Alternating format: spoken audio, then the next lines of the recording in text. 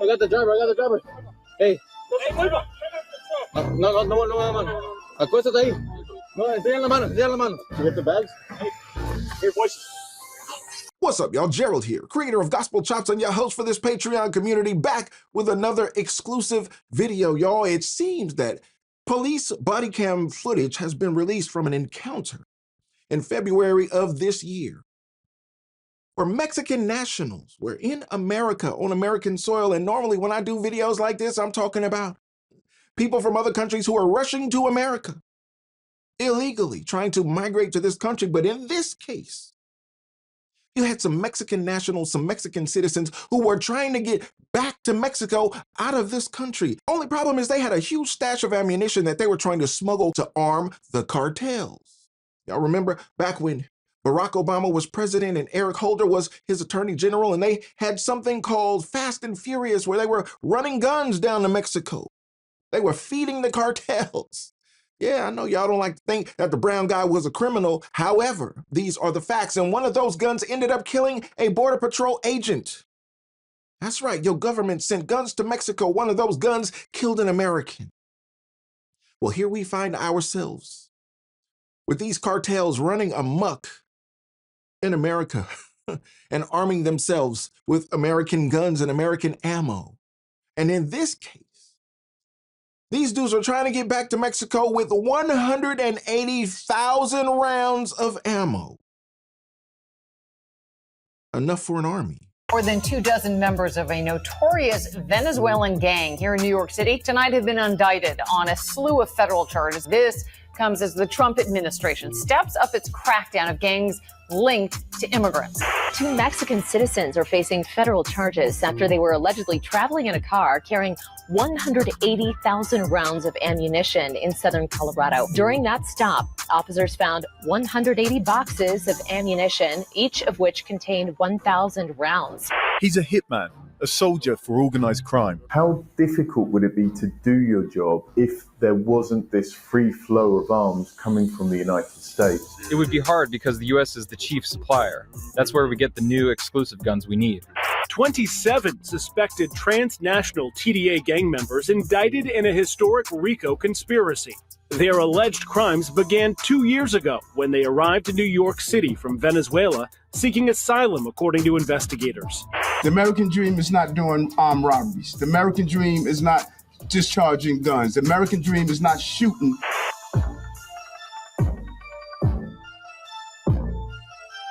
Now, 180,000 rounds is enough for an army, y'all.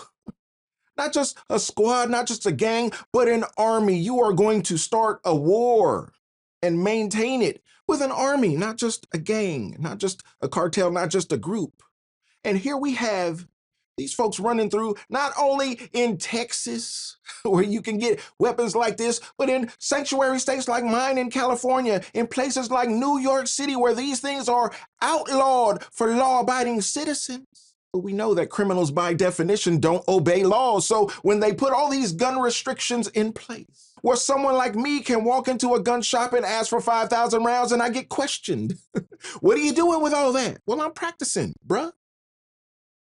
Well, these folks got a van full, 180,000 rounds, and I'm pretty sure it wasn't their first time making the run. Might be the first time you caught them.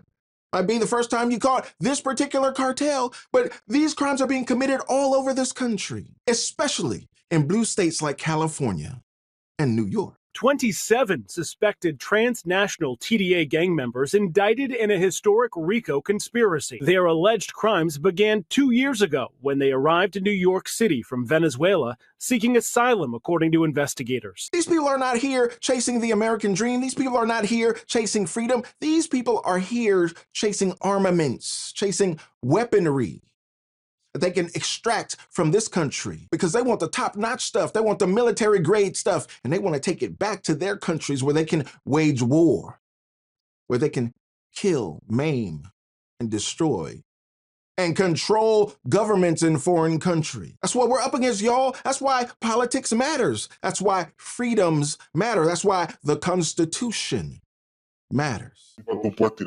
He's a hitman, a soldier for organized crime. How difficult would it be to do your job if there wasn't this free flow of arms coming from the United States. It would be hard because the US is the chief supplier. That's where we get the new exclusive guns we need. Of the guns that have been seized in Mexico and traced, 70% come from the United States. There's a reason. It's hard to get a gun legally in Mexico. The regulations are extremely strict, and cartels use straw buyers in gun shops and shows to get Glocks, AK-47s, R-15s, and even machine guns. It's this man's job to smuggle them across the border. The truth is that it's very easy to get them across. We do hide them in the upholstery or where we can, but the customs agents here don't really focus on that, on searching you. They never search the car. We saw that for ourselves when we made the journey from the US into Mexico on a busy Thursday night. There were no passport controls, we saw no border officers, and just 2 customs officials checked a sea of cars. Dangerous weapons, thousands upon thousands of rounds of ammunition.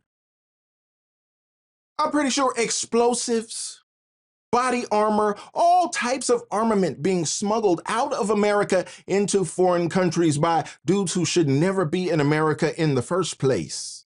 The American dream is not doing armed robberies. The American dream is not discharging guns. The American dream is not shooting. Other TDA members are alleged to have pulled off a series of robberies on mopeds. President Trump's border czar, Tom Homan, praised the work of the NYPD and Homeland Security for the takedown and removal of 33 guns, but criticized the city council for being the administration's adversary. Why would you not want ICE to take possession of a terrorist member? Doesn't matter whether it's at the border, whether it's down in Laredo, Texas, whether it's in New York City, doesn't matter. Whether they're in Southern California where they pretty much had freedom to run back and forth across the border at will until Donald Trump put the crackdown, doesn't matter what state they're in, what their location is. It's important to know that these people are connected in many ways. And they're wreaking havoc not only on American soil, but in their home countries as well.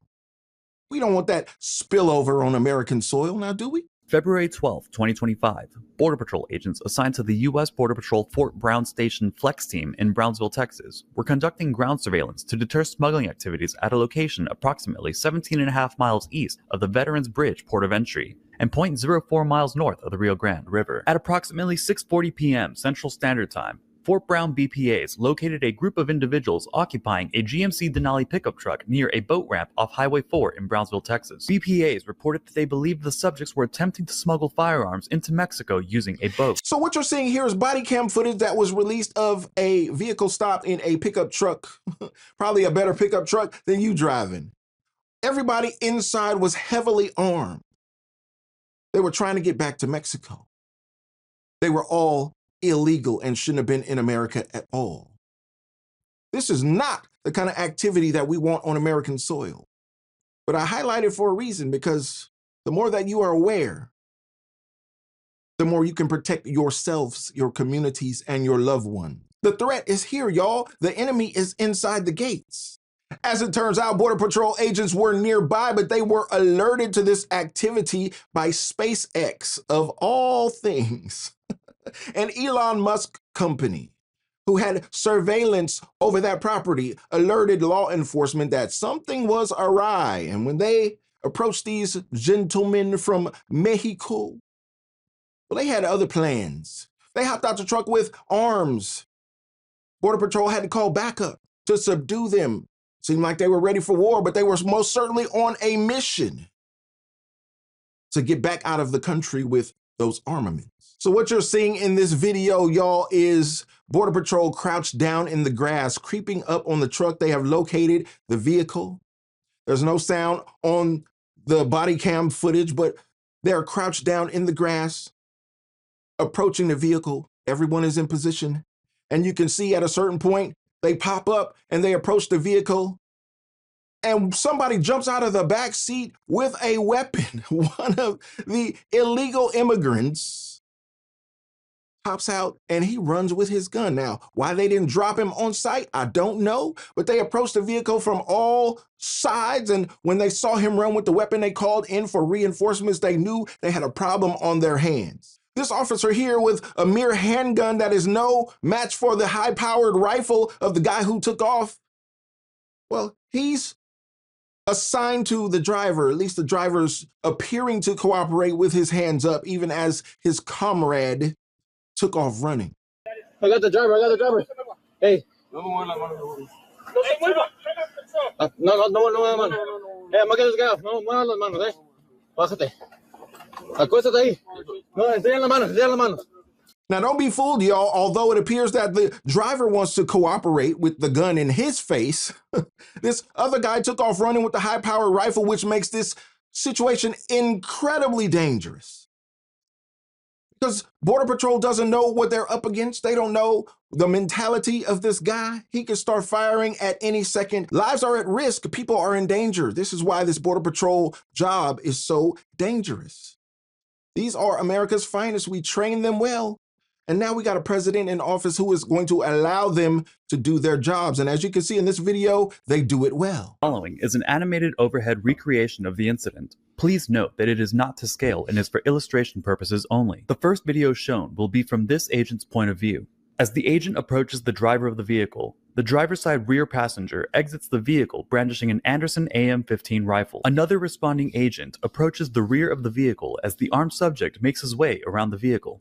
At the time of this incident, this agent was not issued a body-worn camera. The agent discharges his CBP-issued M4 rifle multiple times. Upon hearing the shots fired, 2 more agents respond to the scene and secure the subject and the weapon. Now here's the camera angle from a body cam on the other side of the vehicle, the passenger side as they approach. The other guy already took off from the driver's side rear. He took off with his weapon. They got the driver out of the driver's seat, and now you see Border Patrol agents approaching the passenger side, and they're going to clear the vehicle now that the guy who took off running initially has been captured and detained. And you can see that he threw down that weapon that he took off running with, and they collected it in this video. This is definitely something that I can't have in my blue state.